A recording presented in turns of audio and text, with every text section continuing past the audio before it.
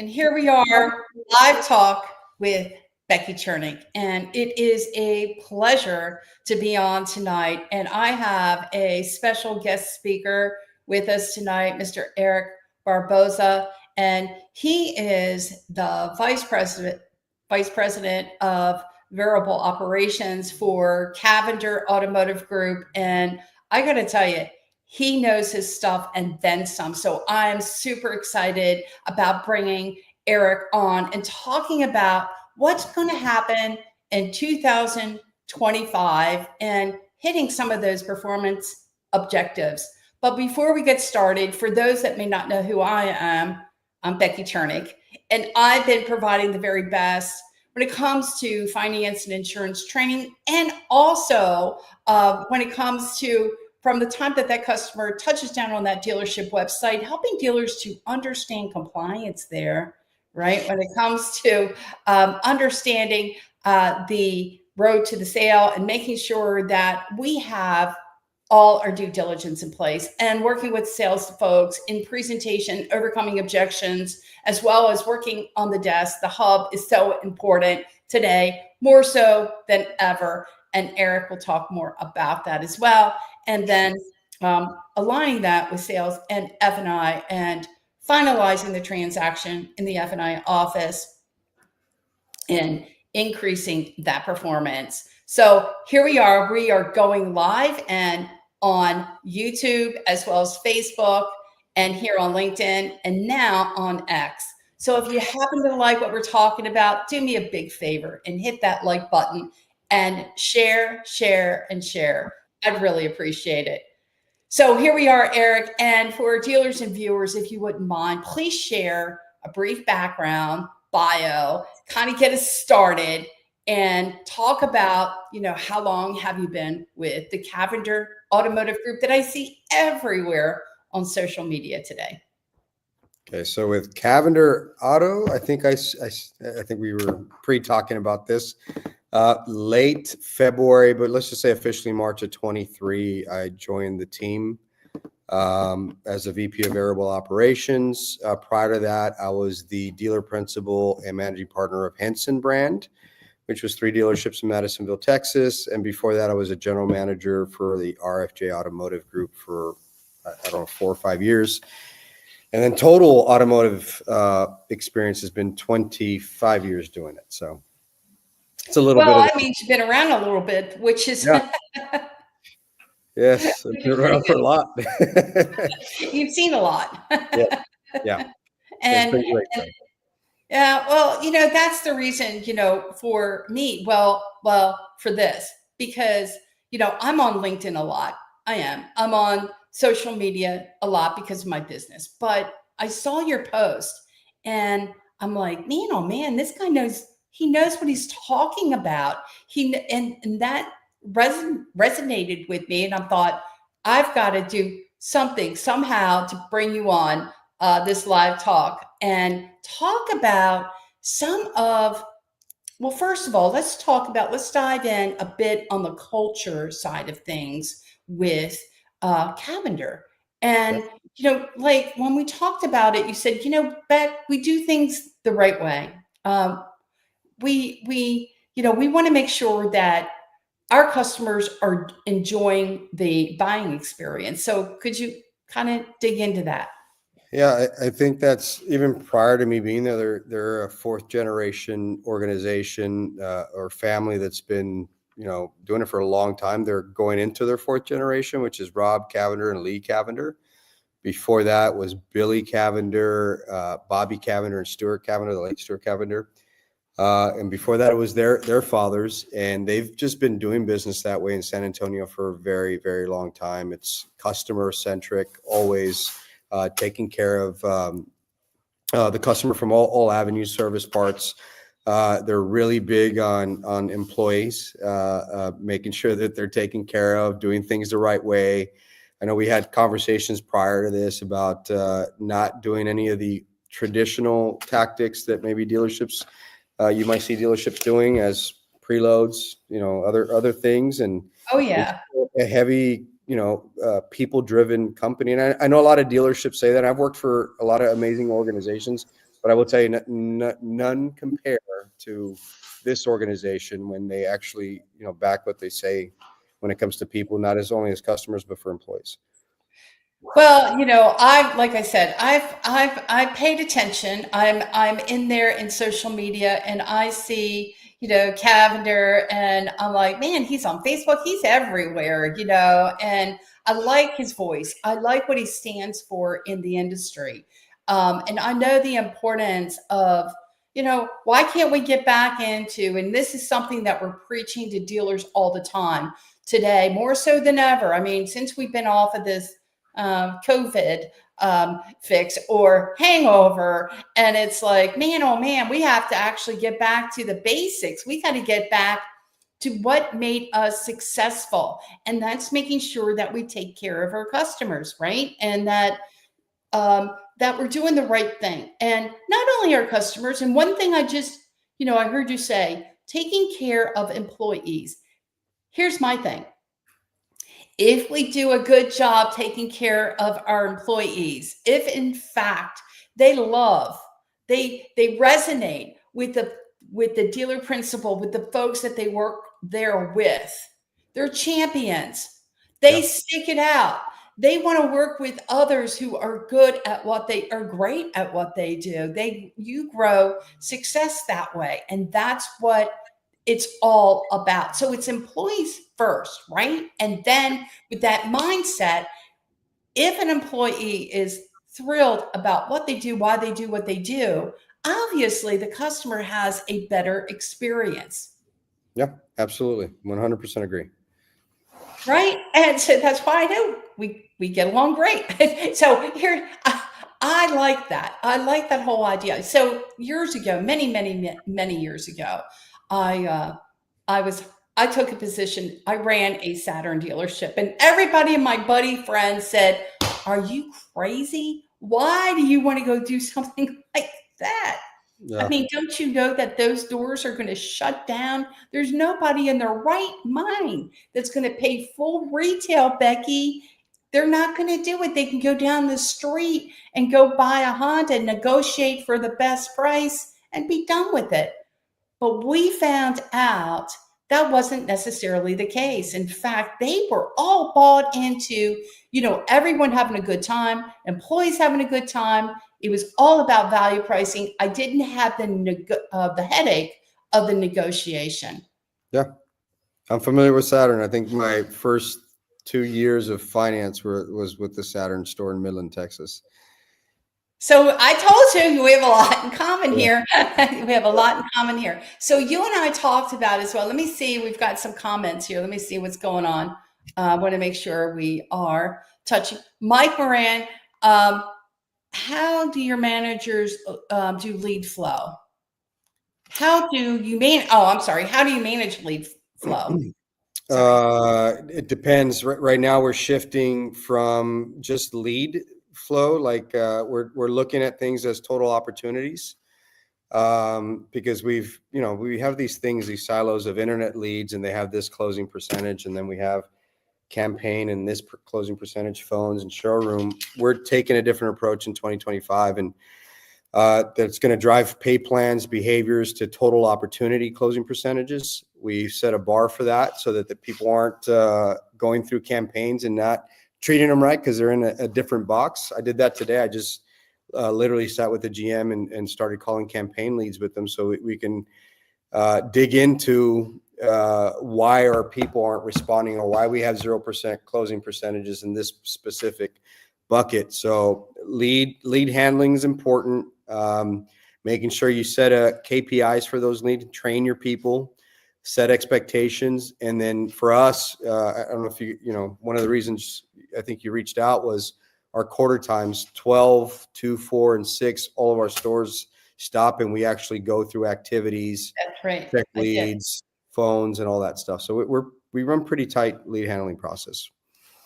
Yeah, I was very impressed with the reporting and the actual motivational board, I guess you want to call it. That's what I would have called it, but you call it probably something different. But it is a way for them to really get in and involved in what's happening on a day-to-day basis. It's like you got a comment from another provider, and they were talking about doing online reports, and you are all about visibility, getting it out there, getting your folks looking at it.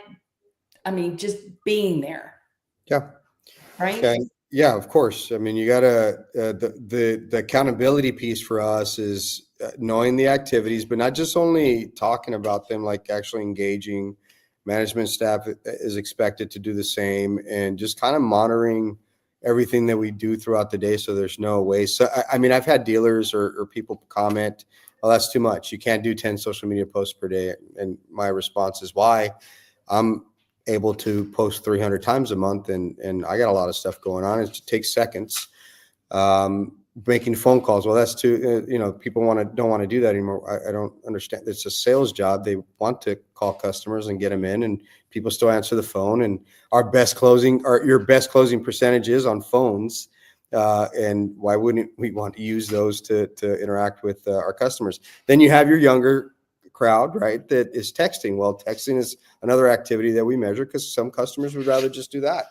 So, I mean, I think everything needs to be looked at individually, and KPIs should be set for all of them. And then you start measuring from there and find the opportunities within each box of opportunities.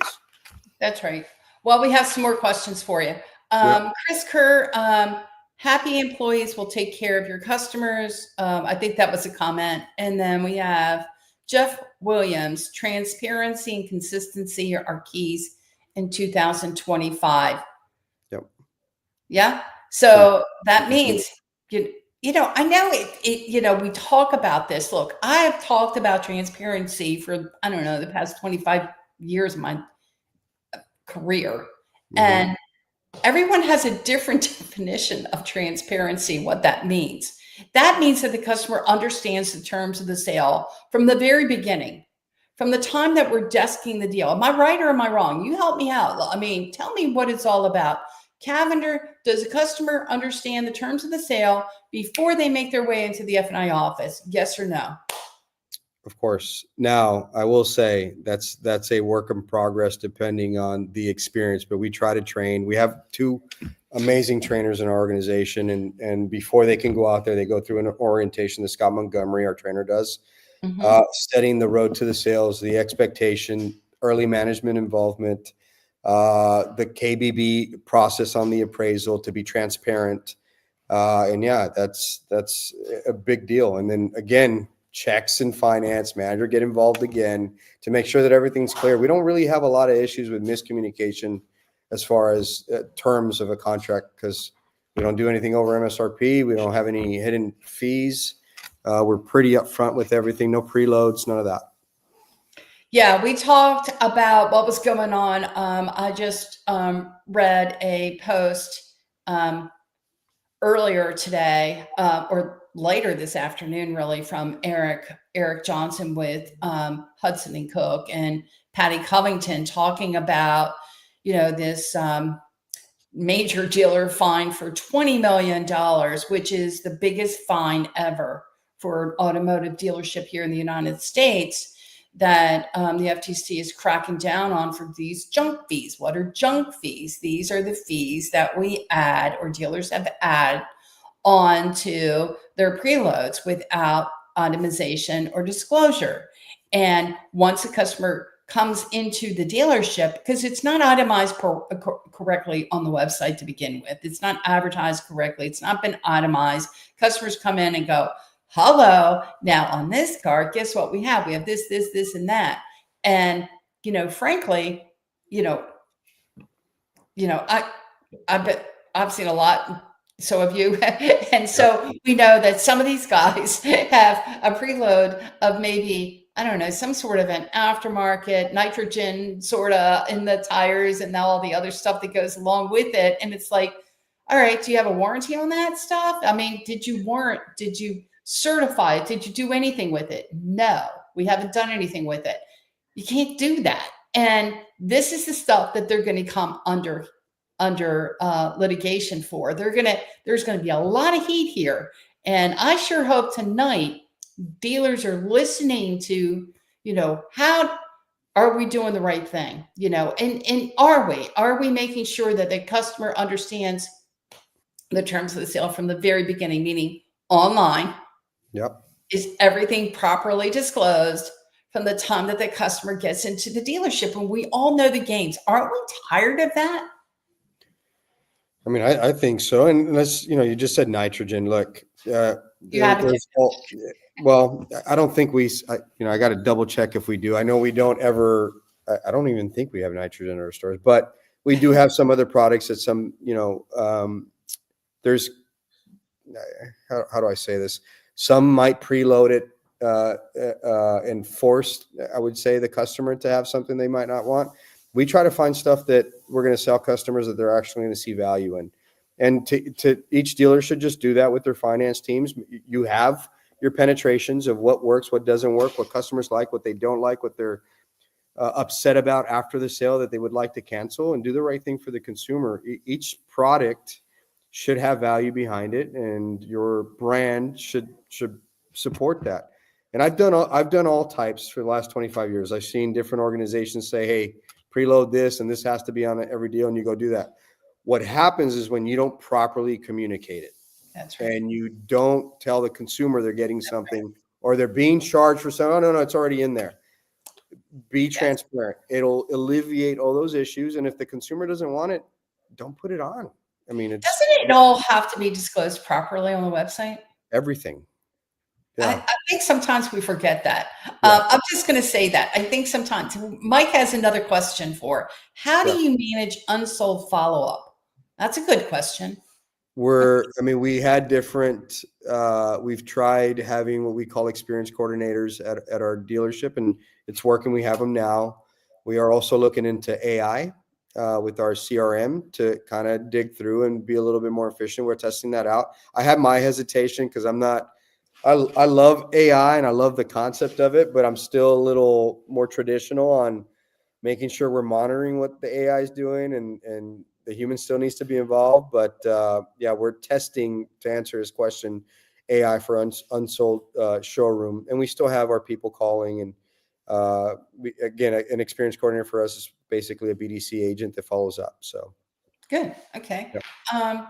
Chris, I think I was just going to say dealers need to stop operating in silos.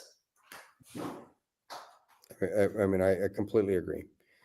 So I got something to say about that. I have a lot to say about silos, but that's just me. I feel like I have seen teams that work together. I mean, they're just zoned in, working together. Everyone has something to add to the deal, right? It's like we all add to the deal. We all mastermind the deal, right? It's like, it's not just the desk.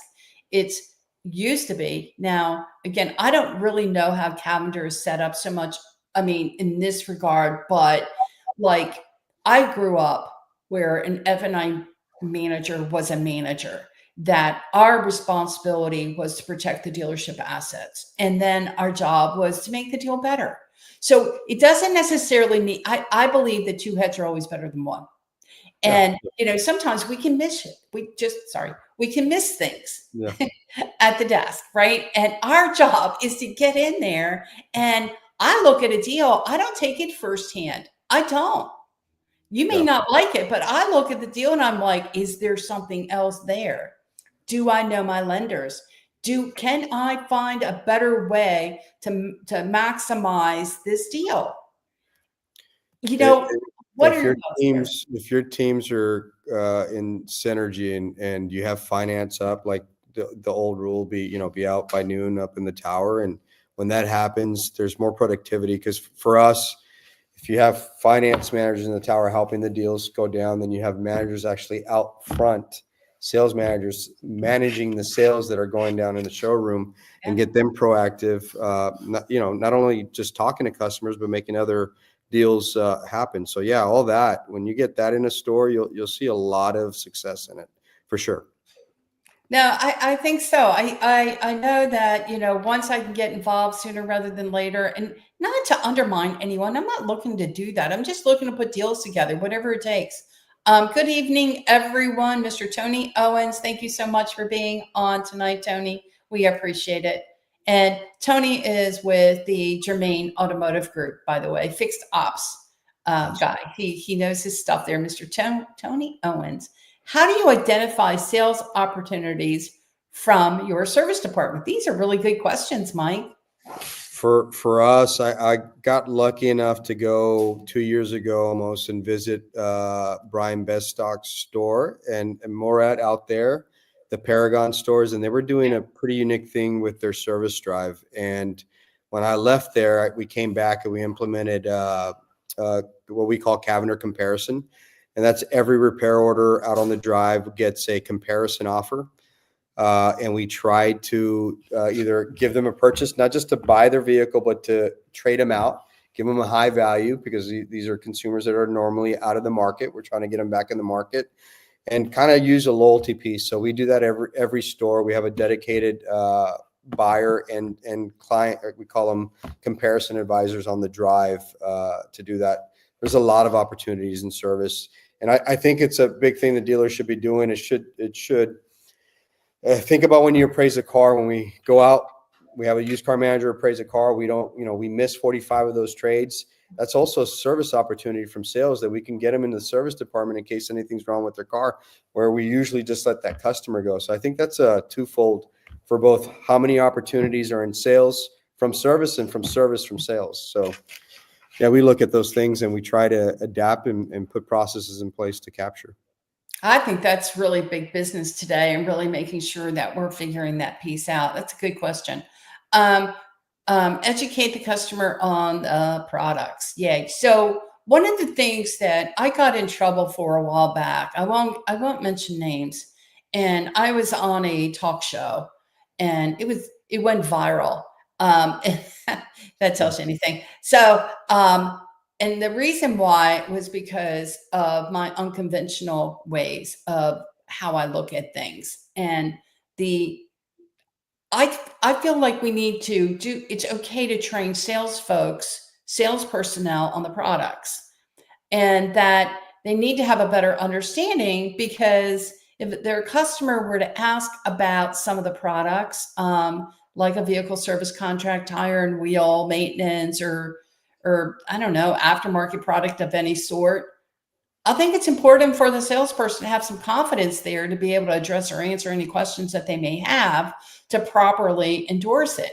But to be in the dark and not know anything about it, I'm not going to step on anybody's toes and then not be able to answer the question correctly. And so I'm going to back off and go, oh, you don't need that vehicle service contract. You got a 3-year, 36,000 mile comprehensive coverage. What are your thoughts there?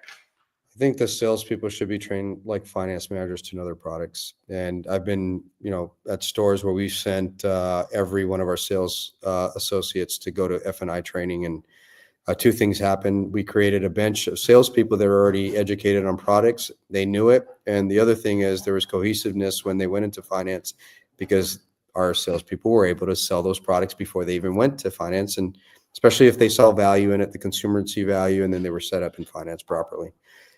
So yeah, I think some of these guys on here have some great, Chris Kerr, Tony, and some of these guys are making good statements where education is important. Why stop in finance? Why start in finance? You can start with the sales reps. I think it all goes hand in hand, right? I don't know, years ago we might have said, whatever you do, keep these guys in the dark. Don't even have them talking about anything. I'll take it from there.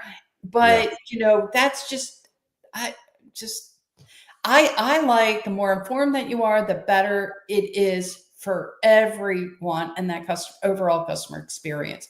Yeah, that was an interesting, I don't know, talk. Service is the best place for great trades. Yeah.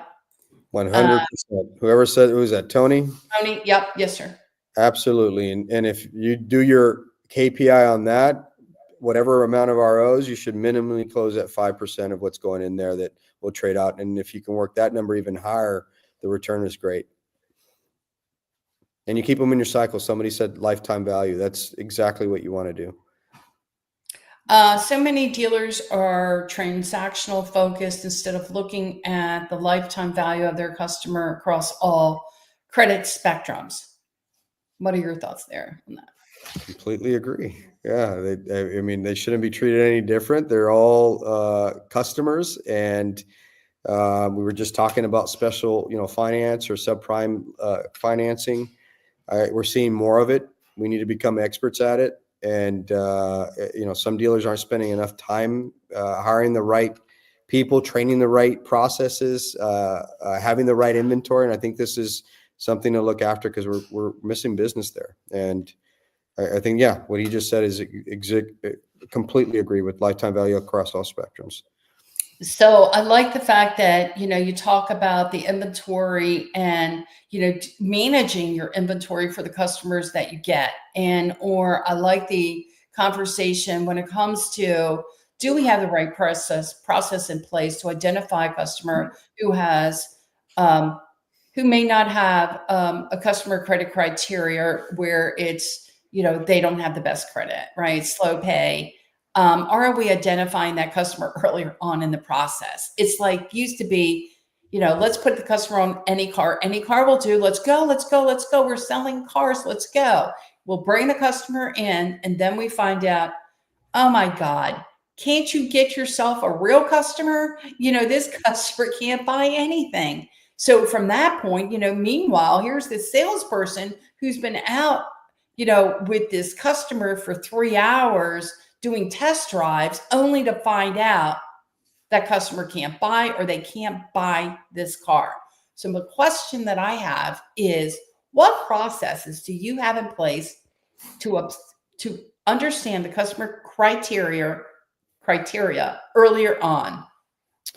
I think for us as an organization where we're at, we have some stores that do a really, really good job with that, and other stores that are struggling just because they're not used to that clientele, that customer. But I think training goes into it, making sure you have a really good proactive finance or sales manager that understands special finance qualifications of these lenders. And then I would challenge GMs, dealer principals, VPs, whatever, pick up the phone, call these customers and engage and see what your salespeople are dealing with, and then daily training with them. Trade walk is a perfect opportunity if you have one before the cars go to identify these cars that would fit, this bank's parameters, if it's a hot car or a something car for that deal, and let everybody know and educate your team. We do that at some stores, and other stores we struggle just because we're not, something we're working on to make sure that we're capturing that. It's more of a mindset kind of thing. So like years ago, when I was working with Jay Madeo in Memphis, and Zach, anyway, the GM, Zaborowski, I'm trying to remember his name. So he's like, Becky, we have all these deals and we can't get these deals bought. And I'm like, well, Jan, yes, Jan. I'm like, Jan, let me tell you something. Those deals aren't going to get bought. And if they do, here's the problem. The customer's not going to deal with the payment. They're not. Elvis has left the building. Let's take a walk. Let's walk outside. He's not here. It's gone. What used to be is no longer. And that I did 15 some odd years ago. The reality of it is that what we're doing today, our sales process doesn't match. We did that in 2010. It's now 2024. Yeah. So why are we utilizing the same sales process as we did in 2010 for 2024? How does that even make any sense? I had another conversation. Boy, this is lighting up. I had another conversation where, again, it was coming from a corporate F&I director. And he was telling me, Becky, don't even mention 575. We don't have 575 FICO score customers. I'm like, how is that possible? You have a dealership across the street who has a separate subprime manager at a Ford dealership. And you're telling me you're not going to deal with a 575 FICO score, that those customers you don't even get? Well, I think I know why you don't get. because your salespeople have figured it out, and they know the very minute I bring them a 575 or a customer who has some slow or a low FICO score or slow credit, they're going to make my life miserable anyway. So why wouldn't they just bring that customer out and go get them a real customer?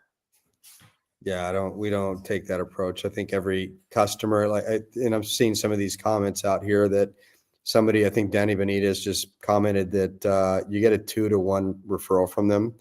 And here's the reality. It might take a little longer, but if you have a good process, you have the right inventory, somebody else put about it in experience, these are all paying customers that will eventually be in a different tier, that will eventually come right back, and all their families and friends will know about it. So having a good process, good culture about treating everybody that comes into that store the same way with the same process. And if they need a little extra help, just make sure you're prepared, knowing your inventory and your banks. And I think that's really, there's no science to it. It's just putting the customer first at that point.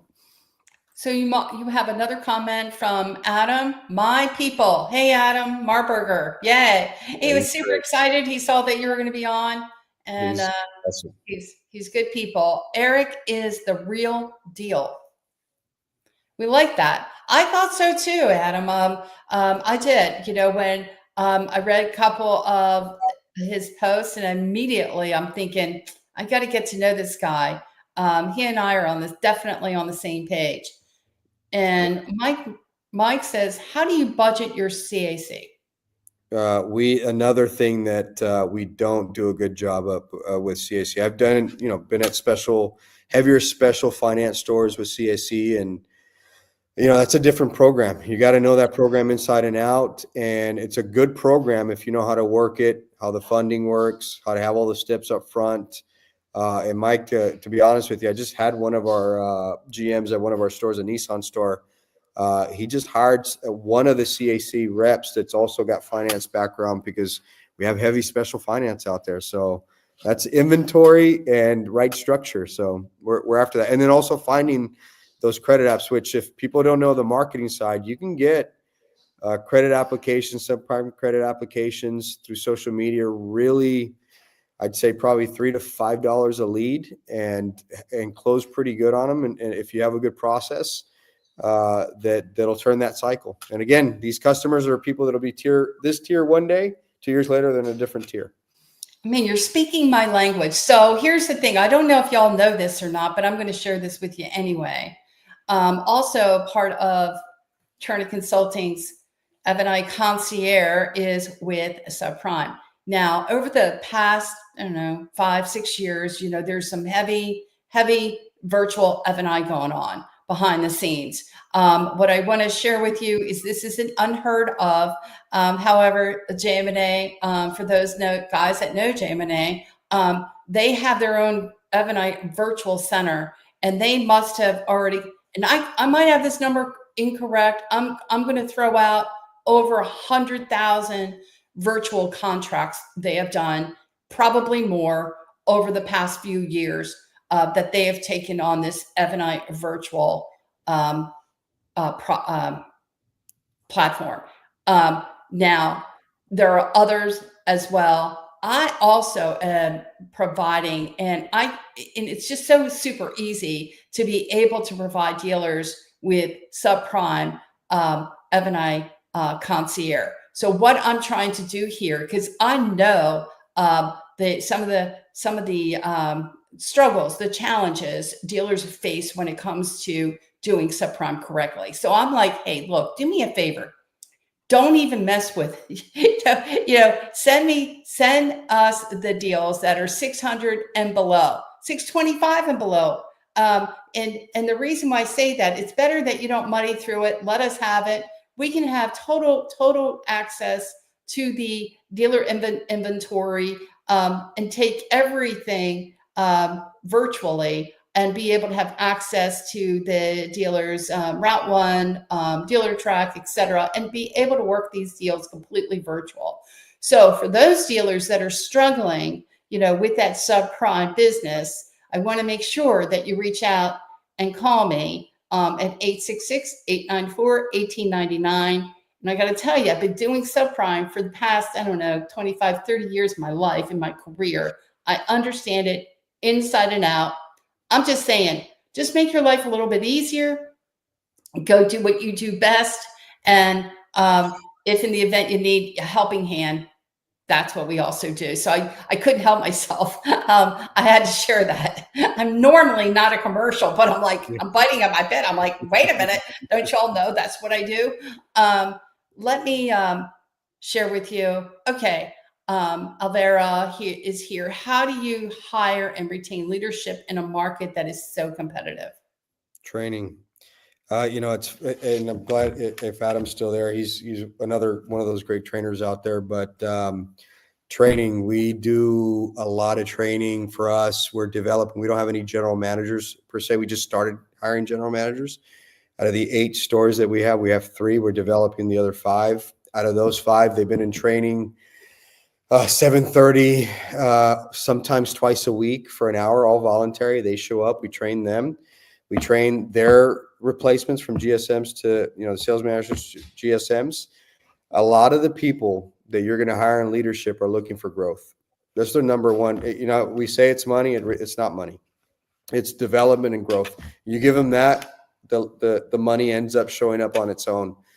So I again, anybody out there, spend time with your people, developing their skills, building a bench. It's better to do that than go hiring from outside. And we've had to hire from outside, and sometimes it's worked. But the biggest successes we've had has been training with inside the organization. And, I think it's so important to make sure that you're growing your team from the inside, right? And making sure that you have a process in place to be able to manage that, and helping others to and have a map of direction. Yep. A lot of times you go into there's no direction of what's it going to take for me to get to the next level. Where's my map?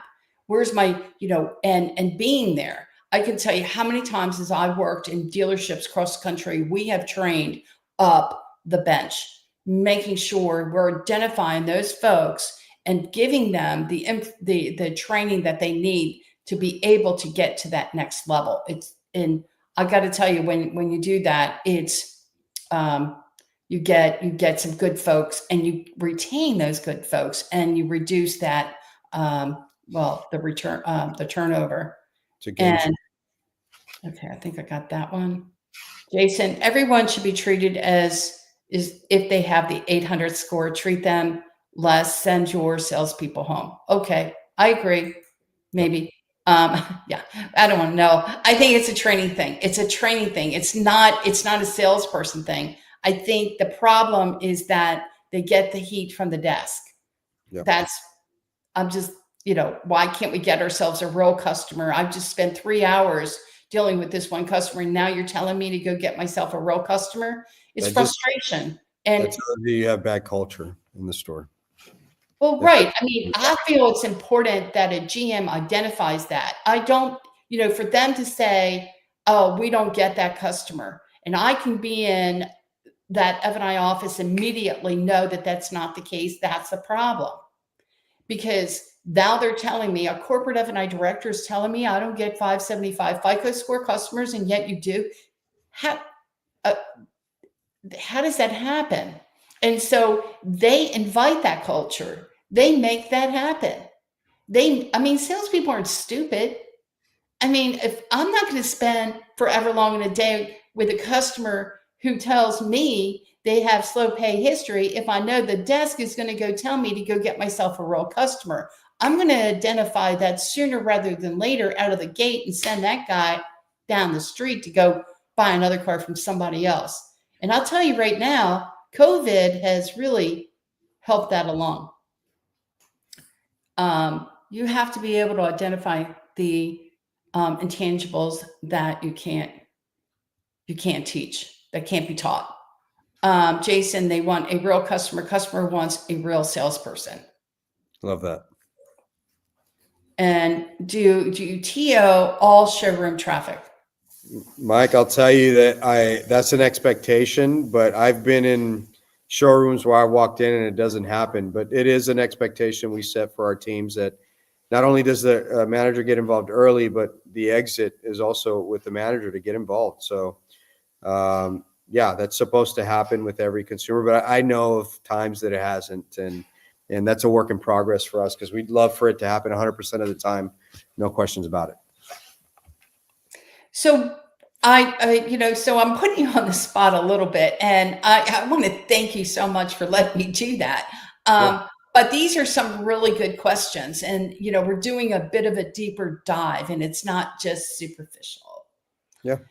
So, what are your thoughts about the interview process, meeting F&I people, meeting customers out at the sales desk to actually review the transaction to make sure that it's straight before they bring the customer back in the F&I office? This is going to get good, guys.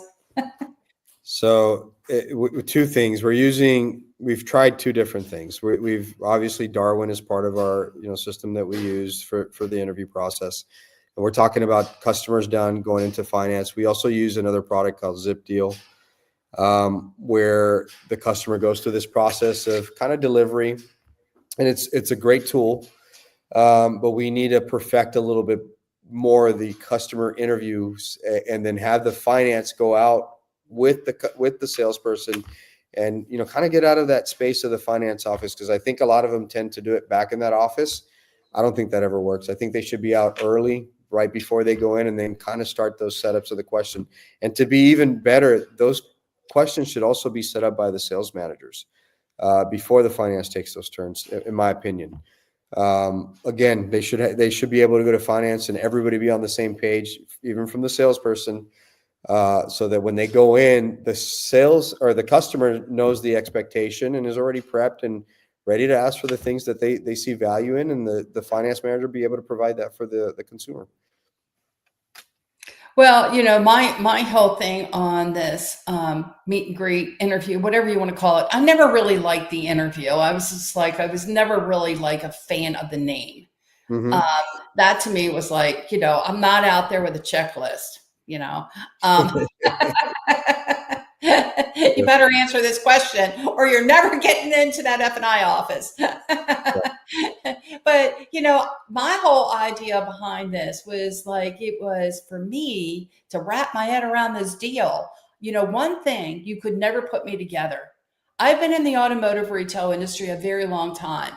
And I know the last thing I want to do is have a deal get into my F&I office that's, I'm going to say this, messed up. Okay. I could have said something different, but I'm not. But was messed up, riddled with nothing but mistakes. I'm over it. I can't take it. It drives me absolutely batty. And I'm like, it happens more times than not. I don't care what kind of desk manager you have. Mistakes happen all the time. Some are worse, some are better.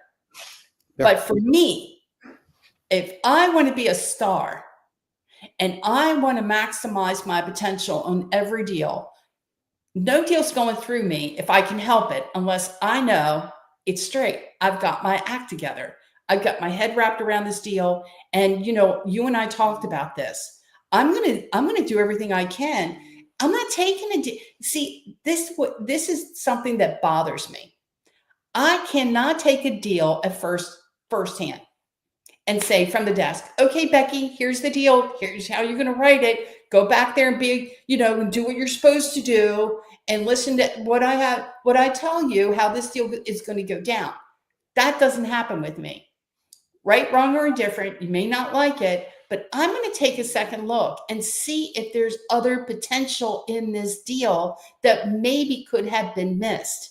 And if not, good, fine. But I'm still going to validate this deal and make sure that I have the information and make sure, I am going to build rapport with this customer. I want that customer to understand who I am and what we're all about.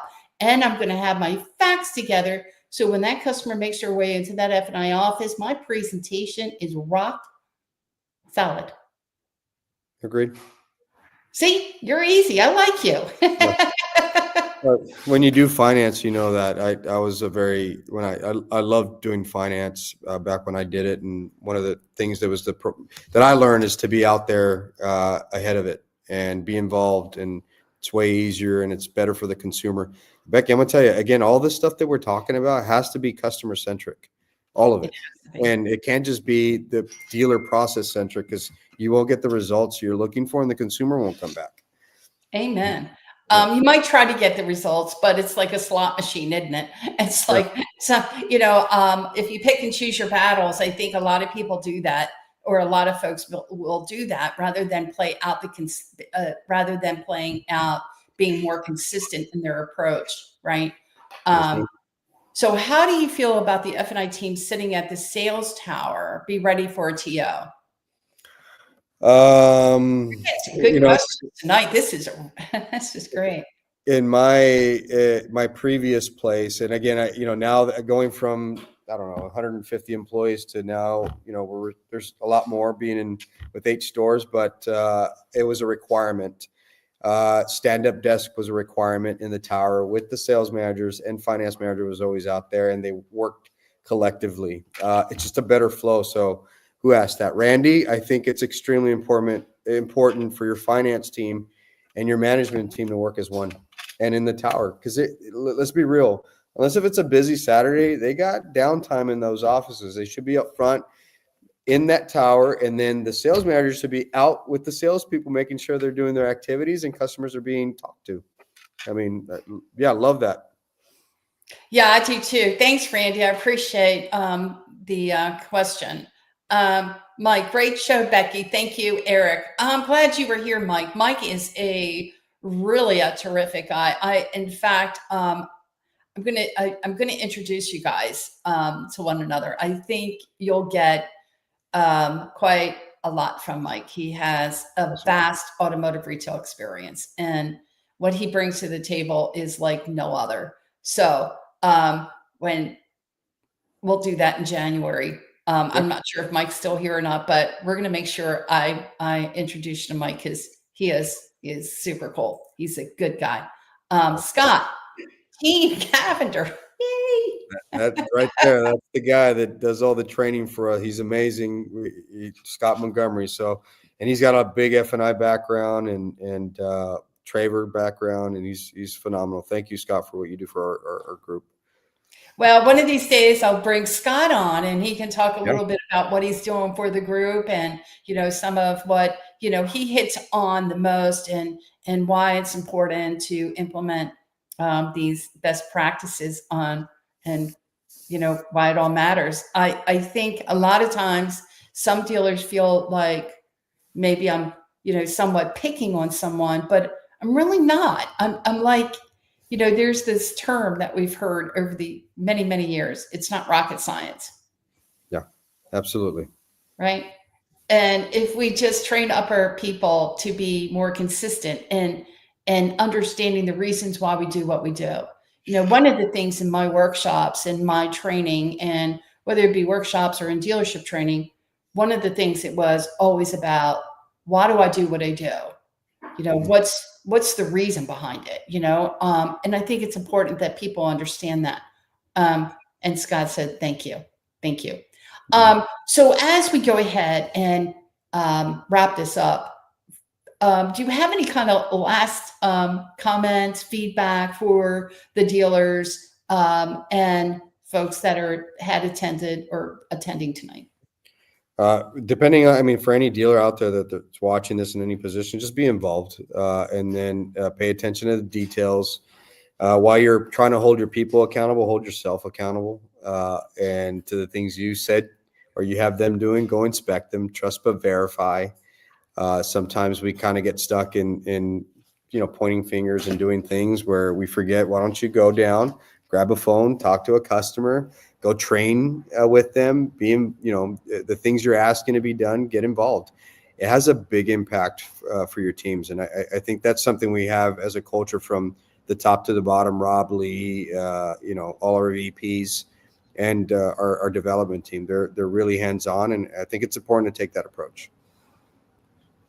Well, I couldn't agree with you more. And thank you again. I appreciate everyone, your questions. And I hope to get you back on the live talk sometime in 2025, hopefully in the next couple of months and kind of see where you guys are. And if you're able to go ahead and reach your objectives and be able to go ahead and implement some of your ideas and strategies. And again, thank you so much, Eric. I certainly appreciate the time that that you made for us tonight. Yeah, thank you, Becky, for having me on. This was great. And if you will, hold on, don't leave, and we'll go ahead and wrap it up. Thank you, guys. I appreciate you, and have a great, great Christmas and super New Year's Eve too, Awesome. or New Year. All right, thanks.